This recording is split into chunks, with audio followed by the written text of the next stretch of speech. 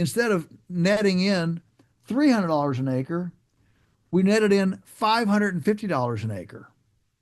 People have this mentality that cattle can't compete with corn. Yeah. And and it's simply not true. It's simply not true. And Wait, it would definitely not be true if you took away the subsidies. wait. So let's just make sure everybody understands this comparison that you just made.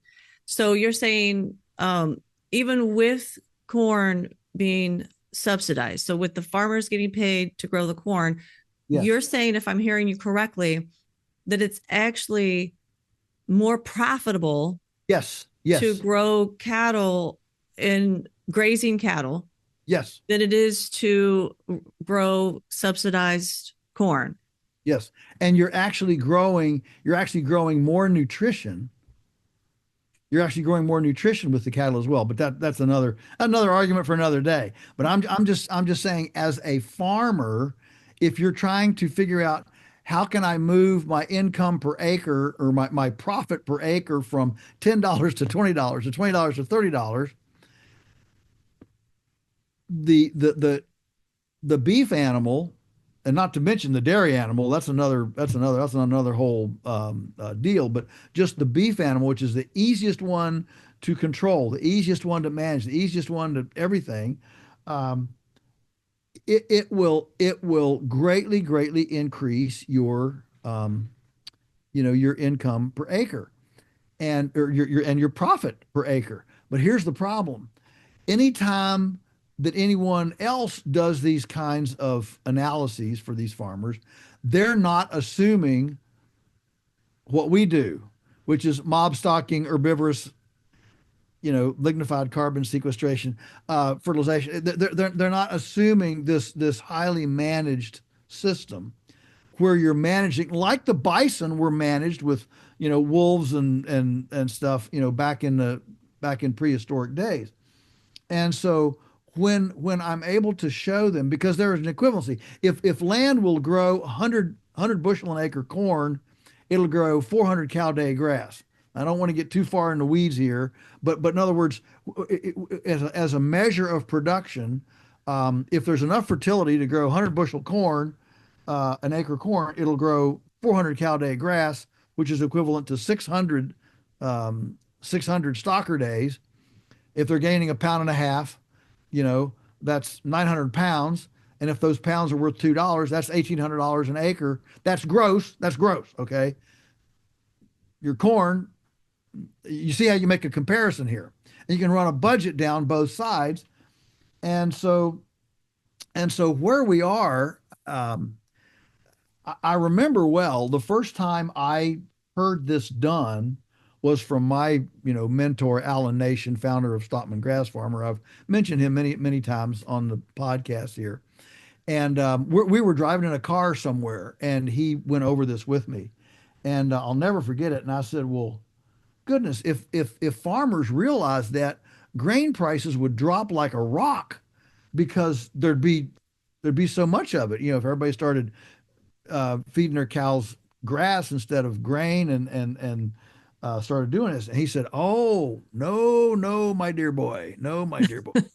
Um, he said, the day that farmers realize they can make way more money with grass than with corn, grain prices will double or triple because that's what it'll take for them to tear up their prairie, tear up their grass, and put in a monocrop. So I'm just so everybody Oh. understands, I don't think it's sinful to grow corn and soybeans. I don't think that's sinful at all. Okay. But I do think it's sinful to for the government, for the society to put their hands on a scale and make it seem more profitable than it is. And to change the whole so now we get into grocery store prices. If you read Thomas Jefferson's farm book, I've got, I don't know, five of his books about his farming and that he wrote and his notes and things. What you really very, very quickly see is that in Thomas Jefferson's day, peasants peasants ate goat, lamb, and beef. That's what peasants ate. The rich people ate bread. The rich people ate chicken and pheasant, poultry, because grain was too expensive to feed to omnivores like pigs and pigs.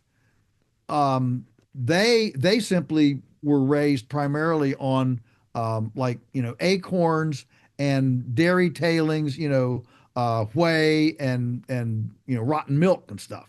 Without refrigerator. I mean, in that day, nobody would even imagine drinking skim milk. They skimmed the milk, made butter, and fed the milk to pigs. Skim milk was not considered a human food until literally 50 years ago. Wow. Isn't that incredible how the perception alone of food has changed in a very short period of time? Yeah, very, very much, very much. And so if you eliminated, and I know I'm saying subsidies, I know the term now is crop insurance. They went away from subsidies because that sounded bad, and so they've moved all this to crop insurance. You got to realize there's only 6 things that enjoy the privilege of crop insurance. 6 things: corn, soybeans, wheat, cotton, rice, and sugarcane. Those are the 6 crops that are the official recipients of the public largesse through the crop insurance program.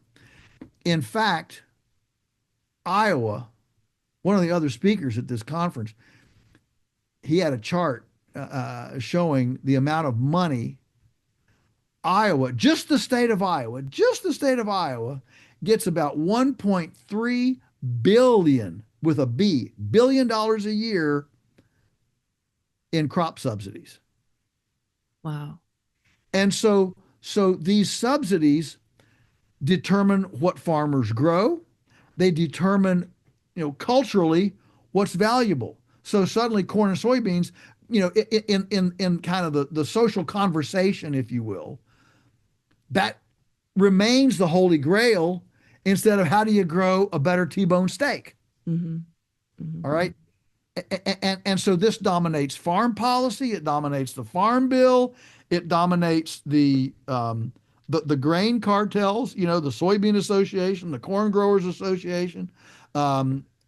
It dominates the input.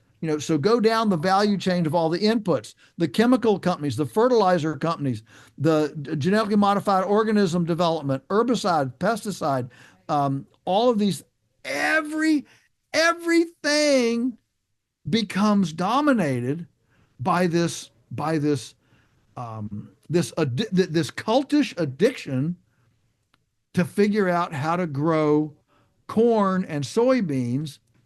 And nobody's even asking, well, how can we grow beef, goat, and lamb better on a perennial polyculture? Mm-hmm.